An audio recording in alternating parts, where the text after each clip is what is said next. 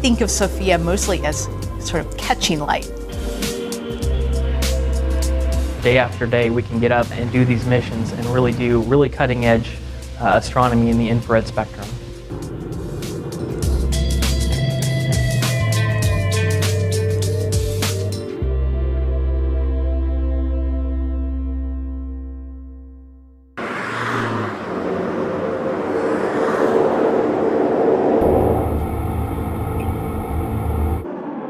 Sophia is an observatory, and like other observatories around the world, it can do a lot of different science. A lot of those observatories are on the tops of mountains around 13 or 14,000 feet. Even when we have a ground-based telescope in a perfect place, sometimes it doesn't get any data because the clouds come in. Being able to fly over all of that is just a tremendous asset. What happens is in the upper atmosphere of the Earth, as the light comes down, from some astronomical object, very little of that light is able to pass all the way down to the ground. So what Sophia does is it flies above the bulk of that water in the atmosphere. But Sophia can fly at 43,000 feet, more than double the height of all of the other observatories in the world. And that is above 90% of the water vapor, and that's a position that is necessary for astronomers to do infrared astronomy.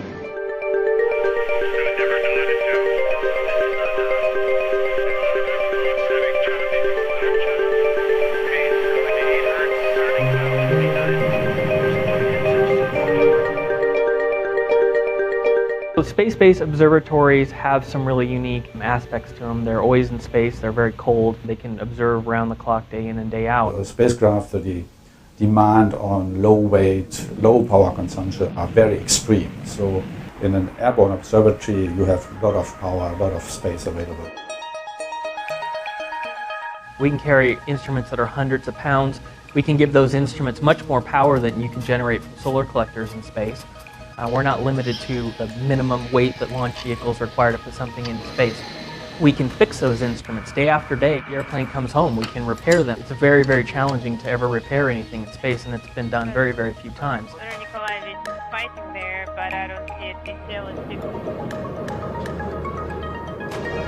The plane provides this motion as the telescope provides this motion, and together you're actually able to track a target as it moves across the sky as it's rising and setting. Not only does it have to be aware of time and position, but it's also got to be making the right motions across the surface of the Earth so that combined motions allow us to be able to lock onto the object over periods of a couple of hours. One of the powerful benefits that Sophia brings us is the ability to go chasing these occultations in a way that no other observatory can do. An occultation is basically a situation where a planet or an object of interest moves in front of a background star. We observed a Pluto occultation. So that was where Pluto fell in our line of sight with a background star and made that star's light blink out very momentarily.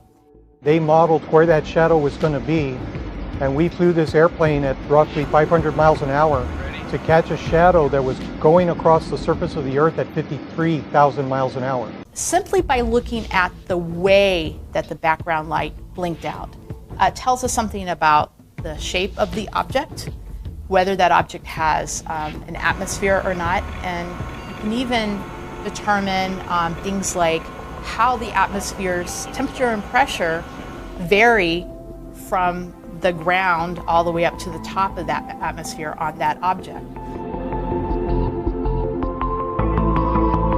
You are limited as to what parts of the sky you can actually observe when you're in the northern hemisphere. So deployments out of our home base here in Palmdale gives us access to one half of the sphere. And when we go down to New Zealand, we'll have access to a whole new set of objects, a whole new part of the sky.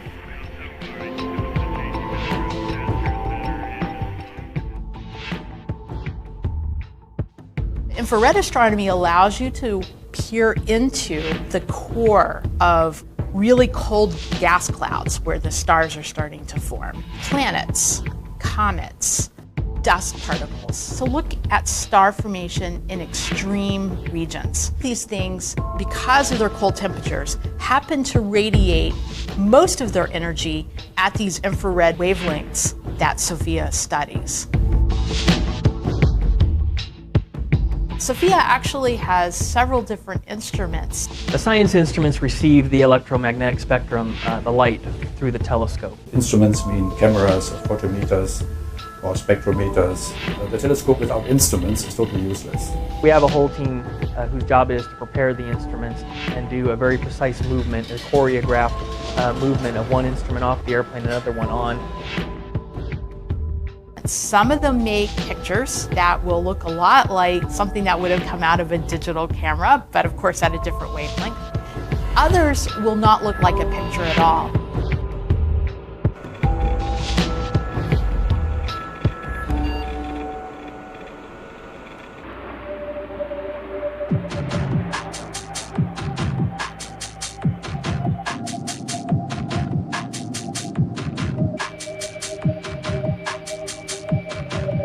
One of the biggest challenges, of course, is we're putting a large hole in the side of the airplane. The telescope in total is 17 metric tons, and there's an additional 3 tons distributed in electronic racks all over the aircraft. The telescope has a certain level of precision. The instruments require a certain level of precision and accuracy in order to conduct the science. And the engineering challenge of providing that stability on an airplane that's flying and encountering turbulence is a significant challenge. We had major structural modifications that had to happen. We had to add an additional bulkhead just forward of the telescope so that we can maintain a pressure area where people can work. And then the aft area is vented to the outside as we open the door.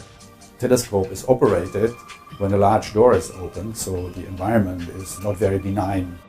The telescope is something that is designed to free float. It floats on a spherical bearing, and that allows the telescope to be somewhat isolated from the movement of the aircraft. Inside Sophia, it's like flying on any other airliner.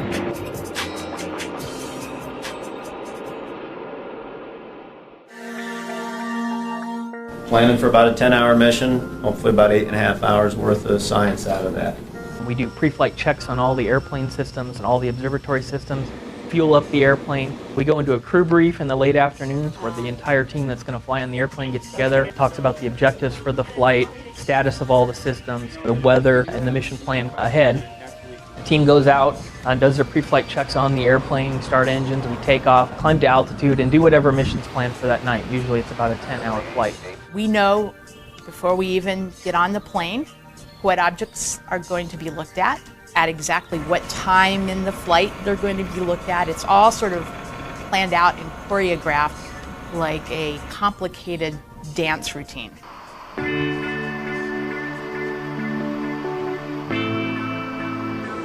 Sophia is a unique blend of aeronautical capabilities, science engineering in the form of a state-of-the-art telescope, and then cutting-edge science instruments. We have the U.S.-German partnership, which is the 80% U.S. and 20% German.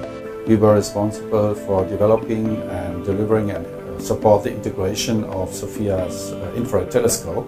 On board, there's probably about 20 to 30 personnel, along with USRA personnel, our science support personnel, or mission ops. We also have multiple NASA centers, NASA Ames, primarily responsible for the science, and NASA Dryden responsible for the aircraft operations. It takes that total group of expertise together that makes Sophia an operational telescope.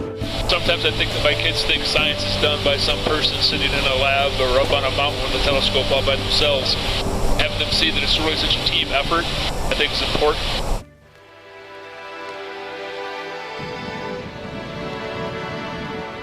Using instruments from Germany does not mean that they can only be used by a German institute. So those instruments can be used also by US institutions, by other institutions. This facility is not being built for NASA. We are providing it for the science community, for future scientists, and for educators. Through those teachers, there are Airborne Astronomy Ambassadors Program and they'll be able to extend a lot of what we learn on Sofia into the classroom.